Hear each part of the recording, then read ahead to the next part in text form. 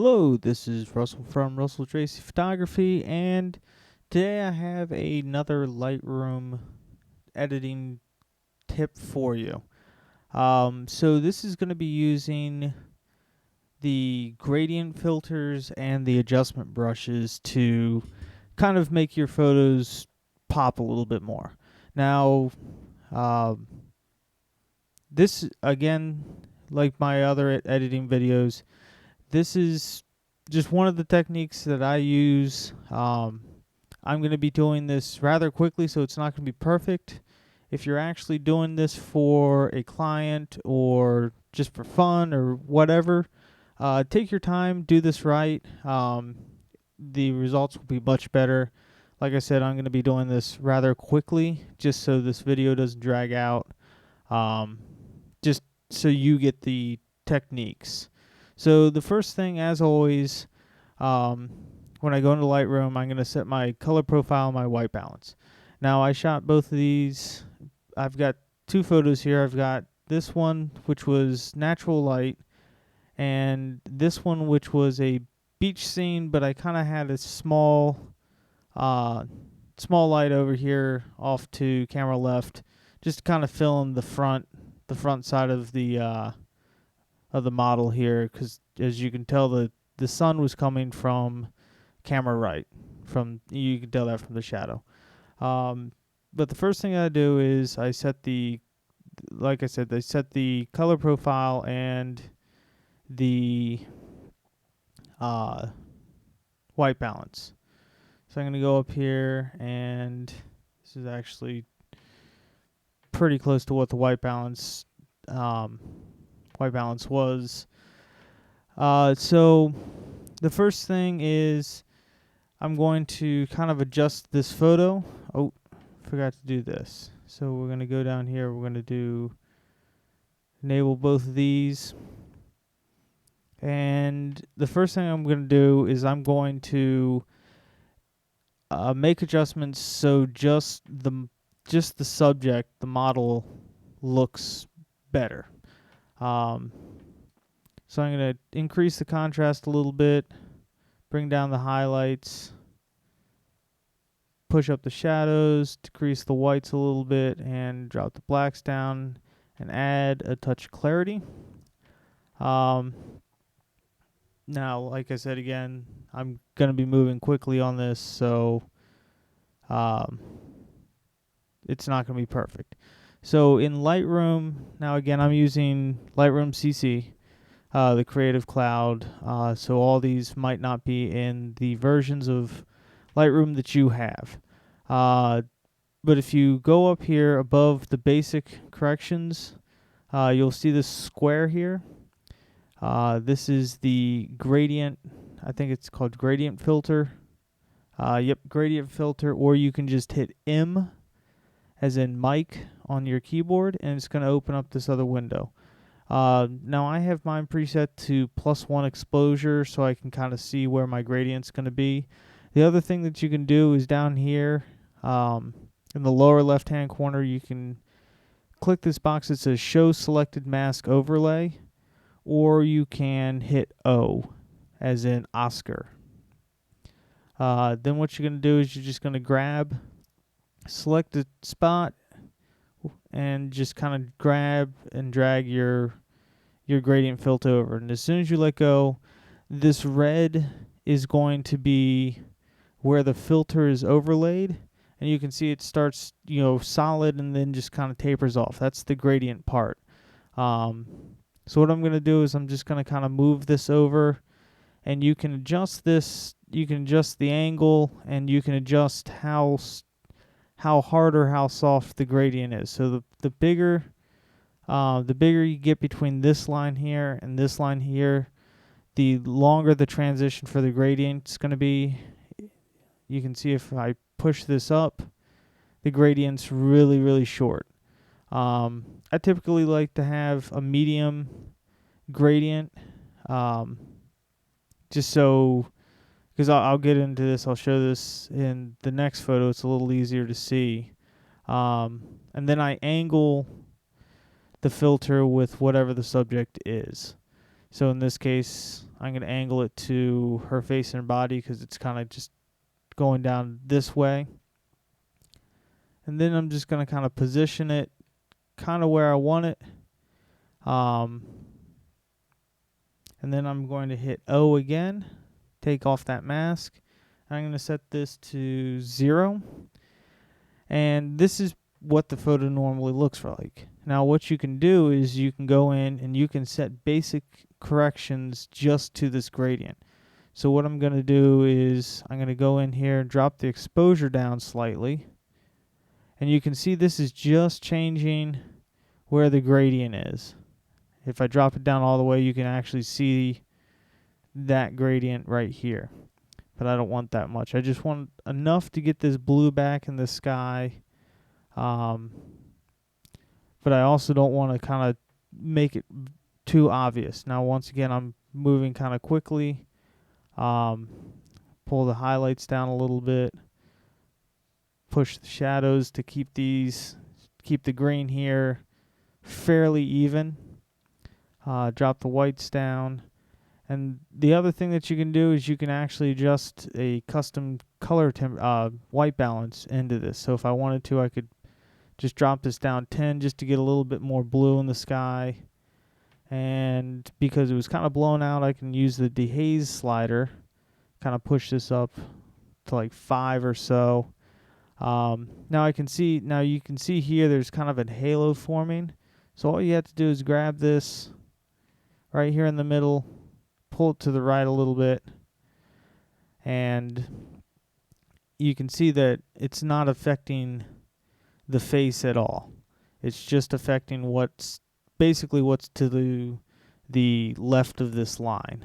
So if I put the overlay back on, you can see the gradients kind of ending right around here, right on the edge of the face, which is about right where I want it. So I'm going to go and make a few more little minor tweaks here. Let's pull this highlight down just a little bit more. Pull the whites down just a little bit more. Just kind of play around with it, see what looks good. And then another thing that you can do is if you're still select on this and you like how this looks, like say this wasn't a tree here, but it was just continuation of the sky, all you have to do is if you want to keep these same settings while you're still highlighted on this one, just grab it and create a new gradient. But I don't want to do that. So what I'm going to do is I'm clicked onto it. I'm just going to hit enter, click off of it, and I'm back to my default setting. So I'm just going to I can go and add another slight gradient here. Now this side I'm going to be going kind of along this arm here. This arm up to the side of the face along with the hair. Now you want to do this because you don't want to create halos, and I'll show you a good example in the next photo what I'm talking about. And you can see here with the overlay, it's just going to barely affect, well, I'm going to push this back just a little bit. It's just going to barely affect the hair, but it's mostly going to affect this tree here. And I just kind of want to pull this down just slightly, just so it's not, just so it's kind of framing more towards the model, nothing else. And that's, like I said, this is a quick little edit. Now I'm going to hit M again. It's going to go away. Now I'm going to compare these side by side so you can see the before and after.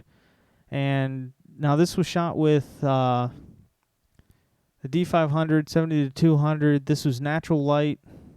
But you can see the before here on the left and the after here on the right. Now this is also going to be my plug for shooting in RAW. If you shoot in RAW, you can get stuff like this. You can do stuff like this where you can bring back the highlights. You can adjust the shadows and stuff like that. Much easier than you can with JPEG. Actually, this is a little too warm for me in the face. Now from here, what I would do is I would take this image into Photoshop, and I would just complete the final touches, basically what I went over in the basic editing. So that's pretty much it for this image. Now we're going to move on to a beach scene, and we'll take off this compare because we haven't done anything to it yet. I'm actually going to drop this down so you can get more of the image, and I'm going to take off that. So again, first thing that I'm going to do is I'm going to go down here and set my profile. Set my profile correction, my lens correction, and my chromatic aberration.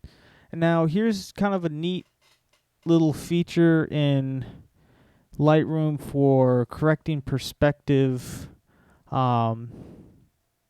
It's this transform tool. Now I found this works really nice for architecture. It doesn't always work on models and stuff like that because you can go and make them look funny shapes that they're not. But it's got this real nifty little level feature. So this is going to enable level correction only. Hit that, and it's just kind of shift the photo around, and it's going to perfectly level this horizon. Now you can do the same thing in cropping, because you can see it's off, but it's not badly off. So I can just go in here, and if you hold on Apple the Command key, it's probably Control on Windows, but you get this thing that looks like a ruler, and you can actually level your horizons that way. So just hold Command the whole time, draw wherever your horizon is, and you can get the same effect. So for this one, again, I'm going to go and set this white balance, because I shot this with a gray card before, so this is actually the white balance that it would be. I might warm this up just a touch, not 58. I want like 57. And again, I'm going to edit this so the model looks good. I'm not going to really worry about the background. So just going to kind of go through here.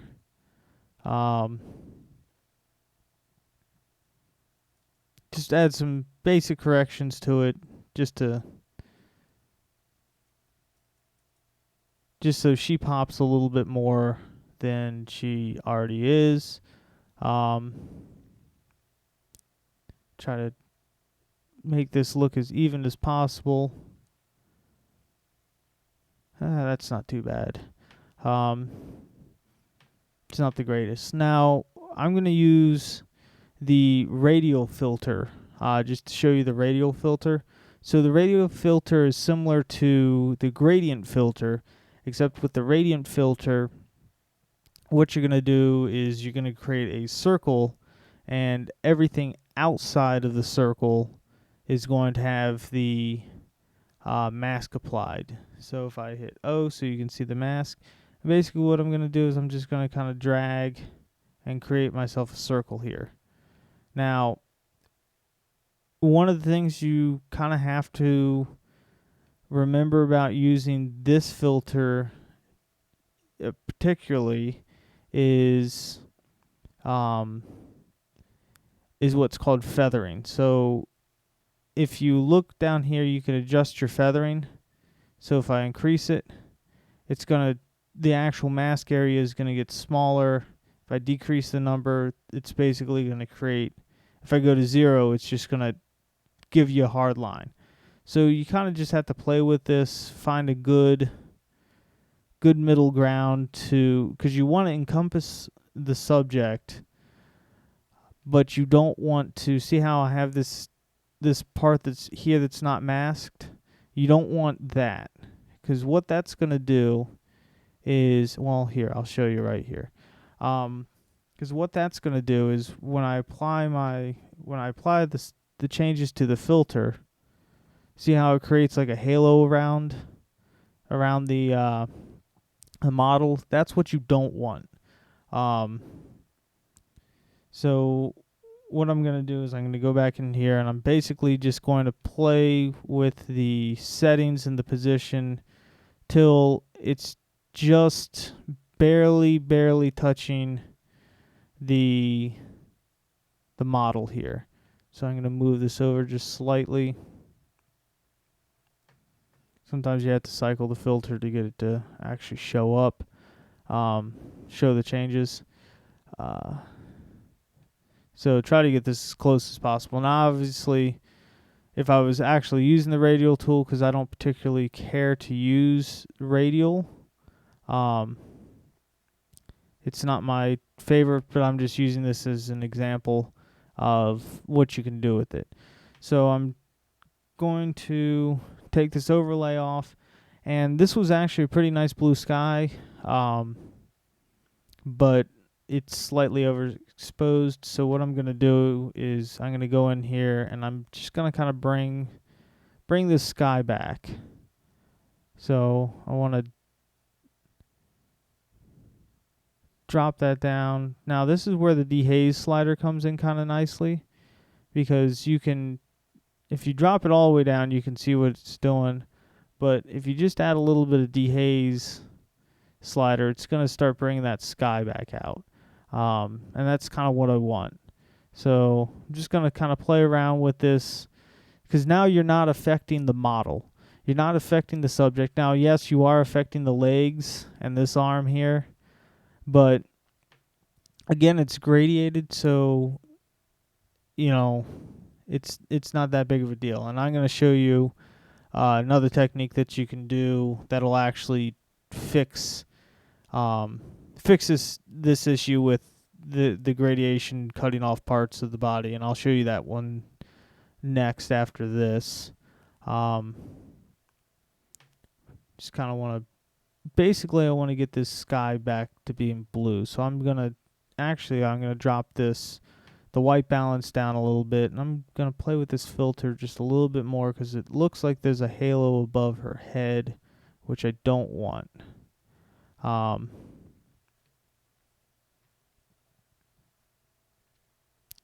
widen this out just a little bit. Now, again, this isn't perfect, and I typically try to avoid this, the radial gradient. But again, I'm just showing you this because it's in there, and it's one of the possibilities that you can use. One of the tools that you can use. So let's just make some final little, bring some of the shadows back up so it's not so harsh, because I'm trying to keep the sky in here and keep the sky blue, but not too crazy blue. So that's not too terrible. So we'll go with that, and we'll apply this. And you can see here, this is what I was talking about with that radial.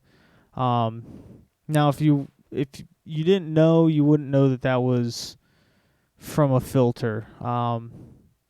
Like if I hadn't pointed that out, because it just kind of goes with the ocean. But the other thing that you can use is and for a radial tool, the quick key is Shift M, as in Shift Mic. That'll toggle the radial filter. But you can use the adjustment brush here, which is Kilo. K is in kilo. And what you can do is, if you go into Auto Mask, what Auto Mask is going to do is it's going to, let's turn the mask on so you can actually see it.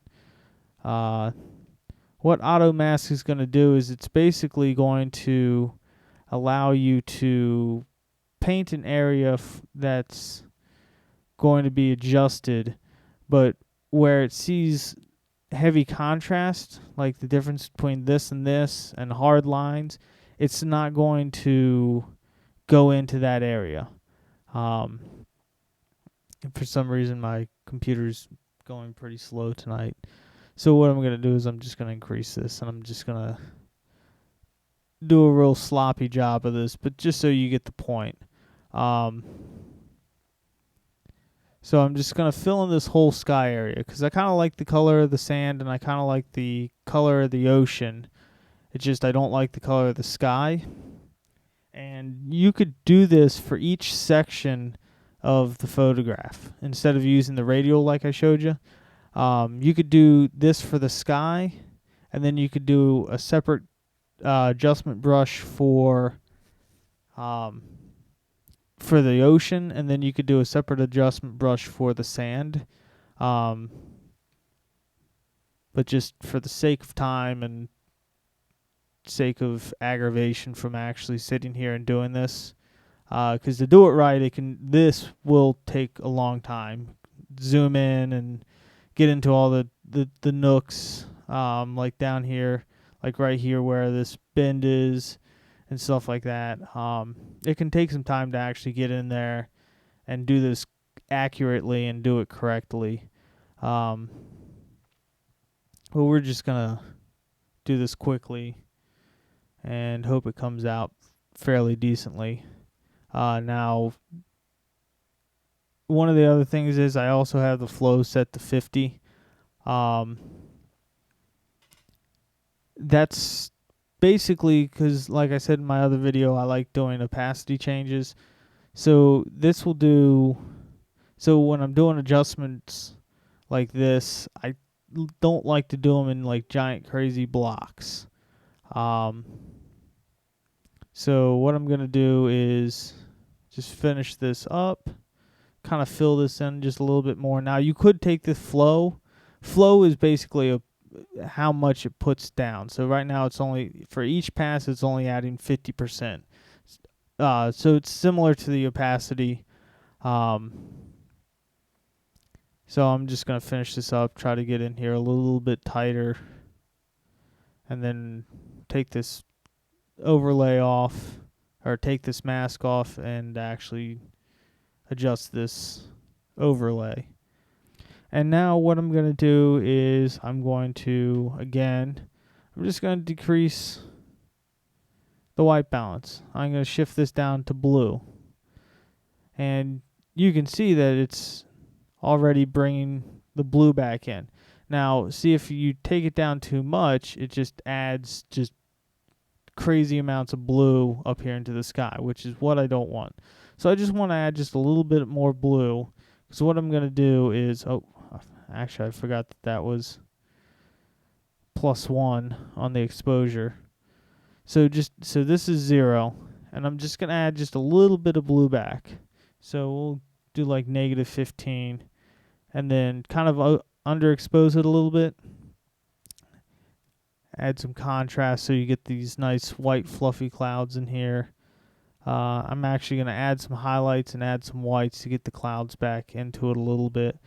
Now if I go and actually finish this out, because you can see where the adjustment brush was not accurate because I did it quickly. That's why there's a real bad halo around her, and along the edges it's kind of rough. But that's pretty much what you can do to adjust different sections of the photograph. So if we go and compare both before and after, we'll zoom in here so you can see both.